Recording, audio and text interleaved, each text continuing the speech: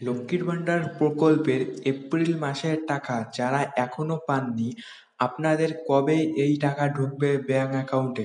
যারা এখনো এপ্রিল মাসের টাকার অপেক্ষায় রয়েছেন, আপনাদের ব্যাংক অ্যাকাউন্টে এখনো এপ্রিল মাসের টাকা, লক্ষ্মীর ভান্ডার প্রকল্পের টাকা ঢুকলো না, আপনারা কবে পাবেন টাকা? এপ্রিল মাসের কত তারিখে আপনাদের ব্যাংক অ্যাকাউন্টে এই টাকা ঢুকবে?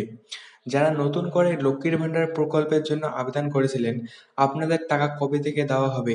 আপনারা কি এপ্রিল মাসে টাকা পাবেন?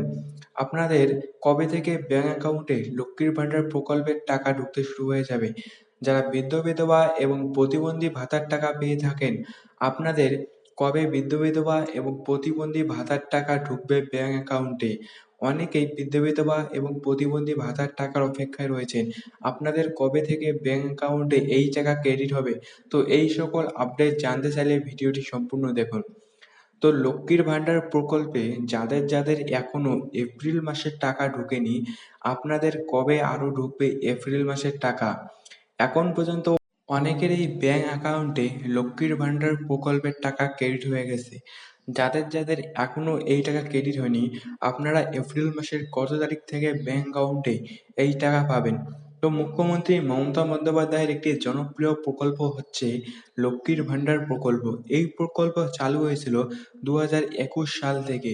2021 সাল থেকে লক্ষ্মীর ভান্ডার প্রকল্পের টাকা পাচ্ছেন উপভোক্তারা।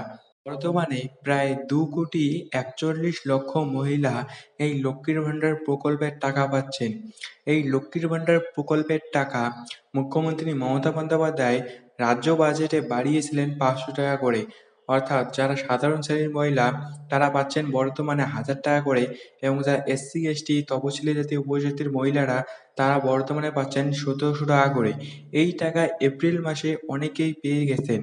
যাদের যাদের এখনো এপ্রিল মাসের টাকা ঢোকেনি, আপনাদের টাকা 17 থেকে 20 তারিখের মধ্যেই ব্যাংক অ্যাকাউন্টে ক্রেডিট হয়ে যাবে।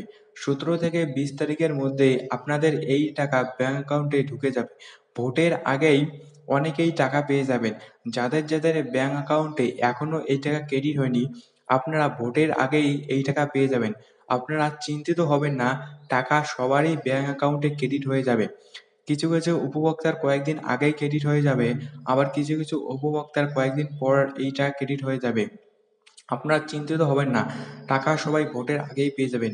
তো এবারে যারা নতুন করে লক্ষ্মীর ভান্ডার প্রকল্পের জন্য আবেদন করেছিলেন তাদের টাকা কবে থেকে ঢুকবে? আপনাদের যদি ফর্মটি সঠিকভাবে সাবমিট হয়ে যায় এবং আপনাদের স্ট্যাটাসে যদি yet to start লেখা দেখাইতেছে, তাহলে আপনার খুব শীঘ্রই ব্যাংক অ্যাকাউন্টে এই টাকা ক্রেডিট হয়ে যাবে।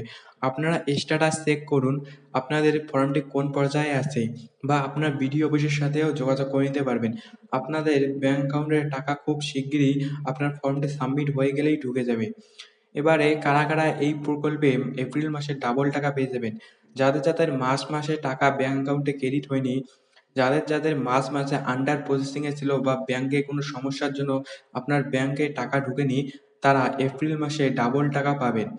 এবারে যারা বৃদ্ধ বিধবা এবং প্রতিবন্ধী ভাতার টাকা পেয়ে থাকেন, আপনাদের এপ্রিল মাসে কবে ঢুকবে বৃদ্ধ বিধবা এবং প্রতিবন্ধী ভাতার টাকা? আপনাদের ব্যাংক অ্যাকাউন্টে এই টাকা লক্ষ্মীর ভান্ডার প্রকল্পের সাথে সাথেই আপনাদেরও এই টাকা ক্রেডিট হয়ে যাবে। আপনারাও সবাই ভোটের আগেই এই বৃদ্ধ বিধবা এবং প্রতিবন্ধী ভাতার টাকা পেয়ে যাবেন। আপনাদের চিন্তার কোনো কারণ নেই, টাকা সবাই ভোটের আগেই পেয়ে যাবেন। আপনারা চিন্তিত হবেন না।